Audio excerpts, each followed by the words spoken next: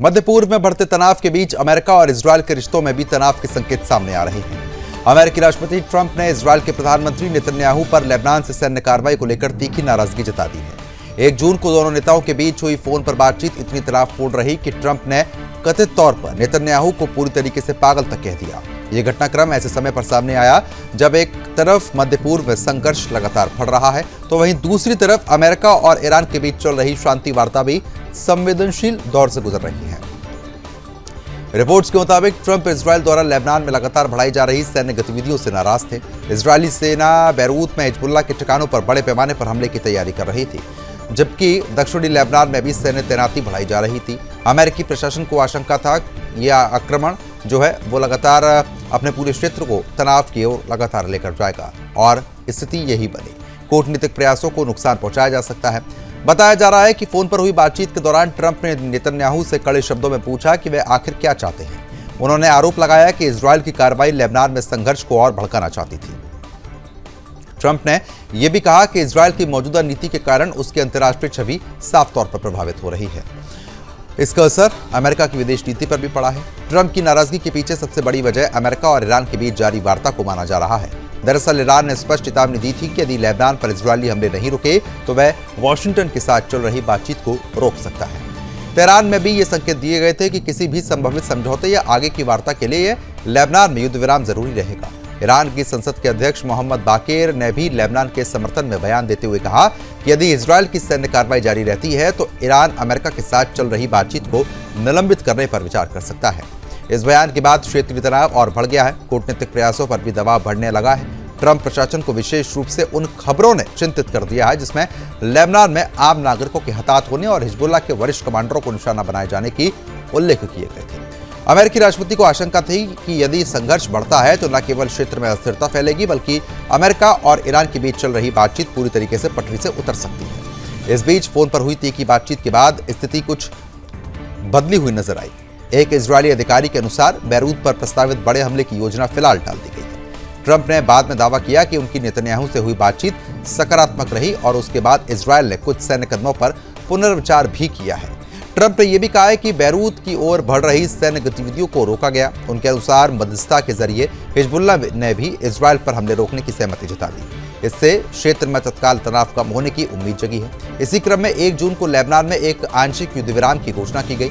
इस व्यवस्था के तहत इजरायल बैरूत पर नए हमले नहीं करेगा, जबकि हिजबुल्लाह भी इजरायल की ओर रॉकेट नहीं दागेगा। इस घोषणा को क्षेत्र में शांति बहाल करने की दिशा में एक महत्वपूर्ण कदम जो है वो साफ तौर पर माना गया है। हालांकि दूसरी तरफ नेतन्याहू ने सार्वजनिक तौर पर अलग रुख जो है वो पेश किया। इजरायल की नीति में कोई बदलाव नहीं आया और दक्षिणी लेबनान में सैन्य अभियान जारी रहेगा, इस बात का जिक्र उन्होंने किया। नेतन्याहू ने चेतावनी दी है कि यदि हिजबुल्लाह की ओर से कोई हमला होता है तो बैरूत पर भी एक बार फिर से बमबारी जो है वो साफ तौर पर देखने को मिलेगी। ये बातचीत दोनों नेताओं के बीच लंबी हुई, लेकिन अभी भी सकारात्मक अंदाज जो है वो निकलकर सामने नहीं आ रहा है। लगातार हमले रुक रुक कर हो रहे हैं, यानी कि कुल मिला के अभी भी स्थिति जस की तस बनी हुई है।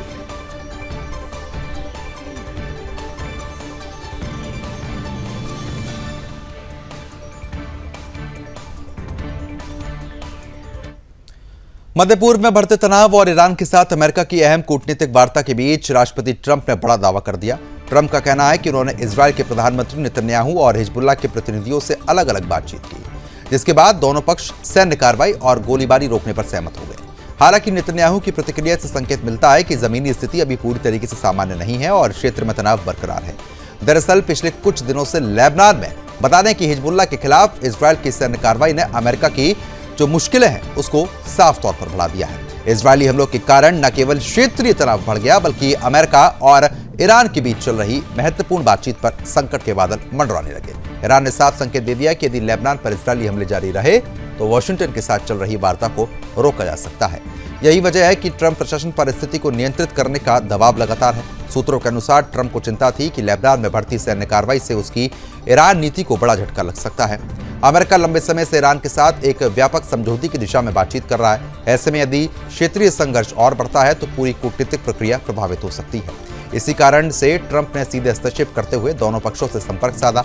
सोशल मीडिया प्लेटफॉर्म एक्स पर आपको बता दें कि पोस्ट में ट्रंप ने दावा कर दिया कि उनकी बातचीत के बाद इजरायल और हिजबुल्लाह दोनों ने संघर्ष विराम की दिशा में कदम आगे बढ़ा दिया। ट्रंप ने कहा कि इजरायल की सेना बैरूत की ओर कोई भी सैन्य कार्रवाई नहीं करेगी। उन्होंने ये भी कहा है कि जिन सैनिकों को आगे बढ़ाया जा रहा था उन्हें वापस बुलाया गया है। ट्रंप के मुताबिक हिजबुल्लाह ने सभी प्रकार की गोलीबारी रोकने पर सहमति जता दी। उनका कहना है कि समझौते के तहत इजरायल हिजबुल्लाह पर हमला नहीं करेगा और हिजबुल्लाह भी इजरायल के खिलाफ कोई सैन्य कार्रवाई नहीं करेगा। ट्रंप ने इस क्षेत्र में शांति बहाल करने की दिशा में महत्वपूर्ण कदम बताया। हालांकि ट्रंप के दावों के कुछ ही समय बाद इजरायल के प्रधानमंत्री नेतन्याहू का बयान सामने आ गया, जिसने स्थिति को साफ तौर पर आपको बताने की एक नई दिशा में मोड़ दिया। नेतन्याहू ने सोशल मीडिया प्लेटफॉर्म एक्स पर लिखा है कि उन्होंने ट्रंप से बातचीत के दौरान स्पष्ट कर दिया है कि यदि हिजबुल्लाह इजरायली शहरों और नागरिकों पर हमला करना बंद नहीं करता तो इजरायल बैरूत में मौजूद आतंकी ठिकानों को निशाना बनाएगा। नेतन्याहू ने यह भी कहा कि इजरायल की नीति में कोई बदलाव नहीं आया है। उनके अनुसार इजरायली रक्षा बल दक्षिणी लेबनान में अपनी पूर्व निर्धारित योजना के तहत अभियान जारी रखेंगे। इस बयान से स्पष्ट संकेत मिलता है कि इजरायल फिलहाल अपनी सुरक्षा रणनीति से पीछे हटने के मूड में नहीं है। यही वजह है कि ट्रंप के युद्ध विराम संबंधी दावों और नेतन्याहू के बयान के बीच अंतर दिखाई दे रहा है। एक तरफ ट्रंप क्षेत्र में तनाव कम होने और सैन्य गतिविधि रुकने की बात करते हैं, लेकिन दूसरी तरफ इजरायल ने साफ कर दिया है कि यदि उसे खतरा महसूस होगा तो वो कार्रवाई जरूर करेगा।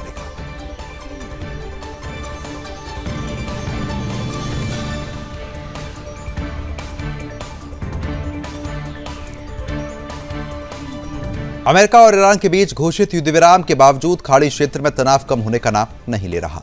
एक तरफ दोनों देशों के अधिकारी संघर्ष को समाप्त करने और स्थायी समझौते की दिशा में बातचीत कर रहे हैं, तो वहीं दूसरी तरफ सैन्य कार्रवाई और जवाबी हमलों का सिलसिला लगातार जारी है। स्थिति ऐसी बन गई है कि युद्ध विराम के बावजूद क्षेत्र में किसी भी समय बड़ा संघर्ष साफ तौर पर देखने को मिल सकता है।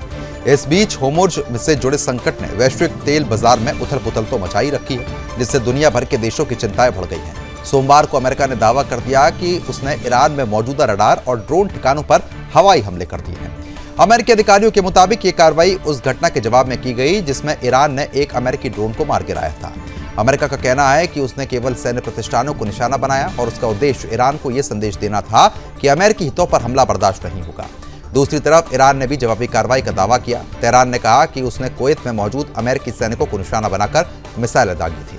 हालांकि अमेरिका ने दावा किया कि उसकी वायु रक्षा प्रणाली ने इन मिसाइलों को रास्ते में ही नष्ट कर दिया और किसी प्रकार का नुकसान नहीं हुआ। दोनों देशों के दावे और प्रतिवादों के बीच ये स्पष्ट हो गया कि युद्ध विराम कागजों पर तो मौजूद है, लेकिन जमीन पर तनाव अब भी है। स्थिति को और जटिल बना रहा है मध्य पूर्व का दूसरा मोर्चा, जहां इजरायल और लेबनान स्थित हिजबुल्लाह के बीच संघर्ष तेज हो रहा है। अमेरिका और ईरान के बीच चल रही बातचीत पर इस संघर्ष का सीधा असर पड़ा है। ईरान लंबे समय से हिजबुल्लाह का समर्थन करता रहा है, जबकि इजरायल इन संगठनों को अपनी सुरक्षा के लिए बड़ा खतरा मान रहा है।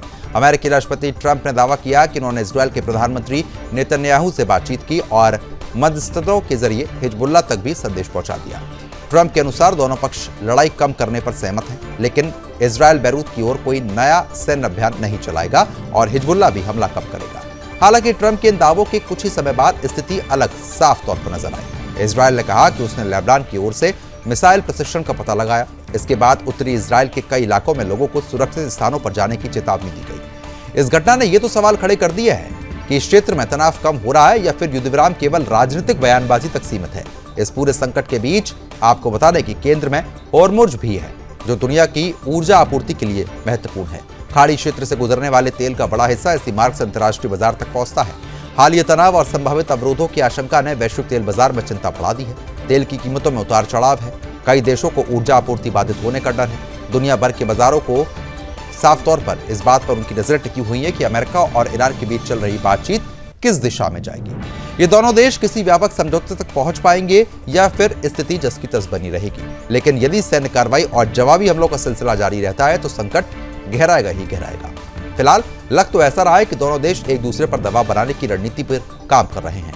अमेरिका अपनी सैन्य ताकत को मजबूत कर रहा है, ईरान को झुकाने की कोशिश कर रहा है, जबकि ईरान क्षेत्रीय प्रभाव और सामरिक दबाव के माध्यम से अपनी स्थिति को साफ तौर पर मजबूत बनाने के लिए हर संभव प्रयास कर रहा है।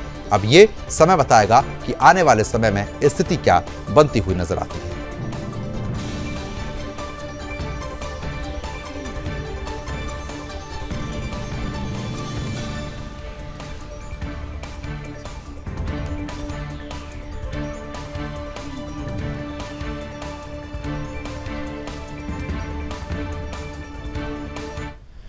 अब आगे बढ़ते हैं खबरों में। इसी बीच एक और महत्वपूर्ण खबर है। मध्य पूर्व में जारी तनाव के बीच खाड़ी क्षेत्र एक बार फिर टकराव की आशंकाओं से घिर गया है।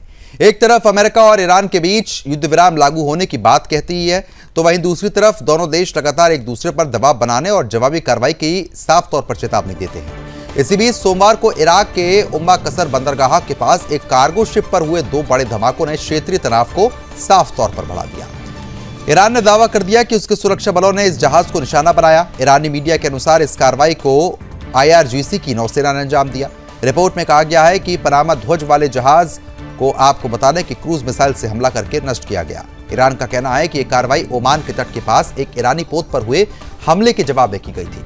ईरानी समाचार चैनल के मुताबिक इसे आपको बता दें कि लगातार कार्रवाई होने के लिए साफ तौर पर दबाव बनाया गया था। तेहरान का यह दावा है कि क्षेत्र में उनके हितों और जहाजों को निशाना बनाया जा रहा है, जिसके जवाब में यह कदम उठाया गया। ऐसे समय में यह दावा सामने आया है जब अमेरिका और ईरान के बीच तनाव कम होने के बजाय लगातार नए मोर्चों पर बढ़ता हुआ दिखाई दे रहा है। दूसरी तरफ अधिकारियों ने पुष्टि कर दी है कि घटना आपको बता दें कि बंदरगाह से लगभग 40 समुद्री मील दक्षिण पूर्व में हुई। जहाज अरब सागर और खाड़ी क्षेत्र से गुजर रहा था, तभी उसके दाहिने हिस्से पर जोरदार धमाका हुआ।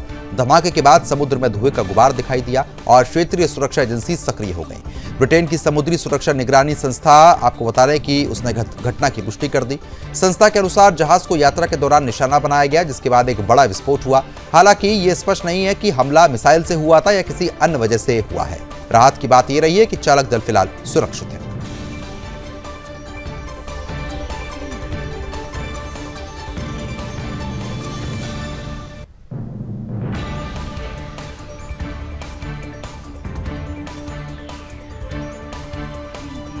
मध्य पूर्व में अमेरिका और ईरान के बीच जारी तनाव के बीच एक नई रिपोर्ट ने अंतर्राष्ट्रीय स्तर पर कई सवाल खड़े किए। रिपोर्ट में दावा किया गया है कि पिछले महीने दक्षिणी पश्चिमी ईरान में दुर्घटनाग्रस्त हुए अमेरिकी F-15 लड़ाकू विमान को चीन निर्मित कंधे से दागी जाने वाली मिसाइल से निशाना बनाया गया था। हालांकि इस दावे की आधिकारिक पुष्टि अभी तक नहीं हुई और अमेरिकी जांच एजेंसी इस पूरे मामले की जांच कर रही हैं। रिपोर्ट के अनुसार अमेरिका इस संभावना की जांच कर रहा है कि ईरान के पास मौजूदा कुछ सैन्य तकनीक और हथियार प्रणाली चीन से जुड़ी हो सकती है। इसमें आधुनिक रडार सिस्टम, निगरानी उपकरण और ऐसी तकनीक शामिल होने की बात कही जा रही है जो उन्नत लड़ाकू विमानों की गतिविधियों को ट्रैक करने में मदद कर सकती है। यह घटनाक्रम ऐसे समय पर सामने आया जब अमेरिका और ईरान के बीच कई मुद्दों पर तनाव लगातार है। परमाणु कार्यक्रम, क्षेत्रीय सुरक्षा, समुद्री मार्गों की निगरानी और मध्य पूर्व में सैन्य उपस्थिति जैसे विषय दोनों देशों के बीच लंबे समय से विवाद का कारण बने रहे हैं। इसी बीच F-15 विमान दुर्घटना को लेकर सामने आए नए दावों ने इस तनाव को और चर्चा के केंद्र में ला दिया। अमेरिकी राष्ट्रपति ट्रंप ने पहले कहा था कि विमान को कंधे पर रखकर दागे जाने वाली मिसाइल से निशाना बनाया गया था। बता दें कि इन हथियारों का उपयोग दुनिया के कई संघर्ष क्षेत्रों में देखा गया है। विमान दुर्घटना के बाद अमेरिकी सेना ने व्यापक खोज और बचाव अभियान चलाया। विमान में सवार दोनों क्रू सदस्यों ने समय रहते पैराशूट के जरिए बाहर निकलने में सफलता प्राप्त कर ली थी। पायलट को कुछ घंटों के भीतर सुरक्षित खोज लिया गया, जबकि दूसरे अधिकारी को तलाशने में अधिक समय लगा। दोनों को सुरक्षित बाहर निकाला गया। इस पूरे मामले का सबसे महत्वपूर्ण पहलू ये रहा कि यदि जांच में ये सामने आता है कि विमान को वास्तव में किसी उन्नत मिसाइल प्रणाली से निशाना बनाया गया था, तो इससे ईरान की सैन्य क्षमताओं को लेकर नई बहस शुरू हो सकती है। साथ ही यह भी सवाल उठेगा कि ऐसे हथियार या तकनीक ईरान तक किस माध्यम से पहुंच रहे हैं। दूसरी तरफ चीन लगातार ये कहता है कि वह क्षेत्रीय स्थिरता और कूटनीतिक समाधान का समर्थक है। अमेरिकी राष्ट्रपति ट्रंप ने हाल ही में कहा था कि चीन के राष्ट्रपति शी जिनपिंग ने उन्हें भरोसा दिलाया है कि चीन ईरान को हथियार उपलब्ध नहीं करा रहा है। ट्रंप ने सार्वजनिक रूप से इस बात का उल्लेख भी किया है कि वादे पर विश्वास है। इसके बावजूद अगर ऐसा होता है और हथियार ईरान को दिए जाते हैं तो वाकई में अमेरिका के लिए ये चिंता का विषय है और दोगली चाल जो है वो चीन की भी सबके सामने आती हुई नजर आएगी।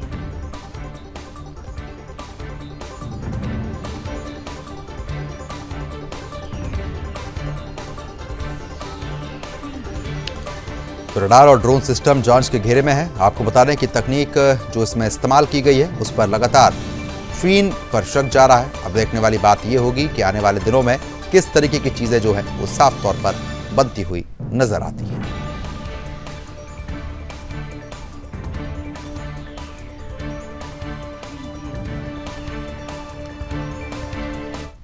मध्य पूर्व में जारी भू राजनीतिक तनाव के बीच होर्मुज एक बार फिर वैश्विक चर्चा का केंद्र है। दुनिया के सबसे महत्वपूर्ण समुद्री व्यापारिक मार्गों में शामिल इस जलमार्ग को लेकर ईरान और अमेरिका के बीच विवाद है। इसी बीच कतर ने भी इस मुद्दे पर ऐसा बयान दे दिया जिसने बहस को तेज कर दिया।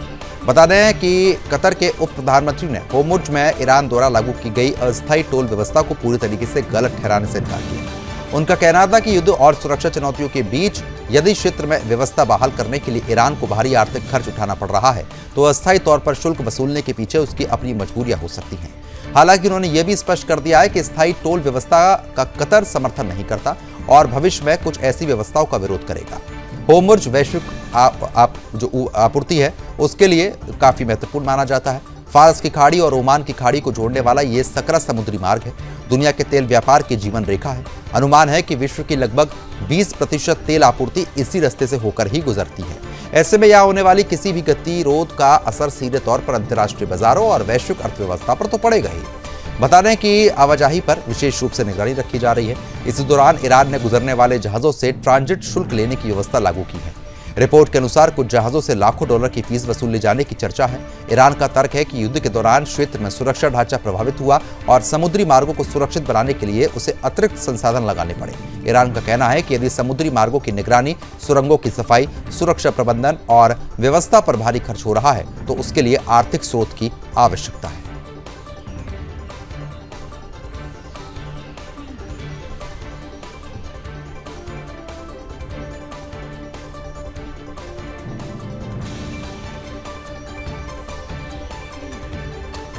टोल वसूली कितना जायज, इस पर लगातार जो बहस है वो छिड़ी हुई है। कतर ने ईरान के रुख को सही ठहराया है। टोल व्यवस्था पर अमेरिका ईरान फिलहाल अब आमने सामने आ चुके हैं। तो फिलहाल अभी के लिए सिर्फ इतना ही, लेकिन खबरों का सिलसिला लगातार जारी रहेगा। बने रहिए हमारे साथ। नमस्कार। रात 8 बजे जरूर देखिएगा जागो, हरे जिहाद की भगवा डाल, काल लिमियों की नई चाल। ठीक रात 8 बजे जागो में प्रदोष सुरेश चौहान के जी के साथ।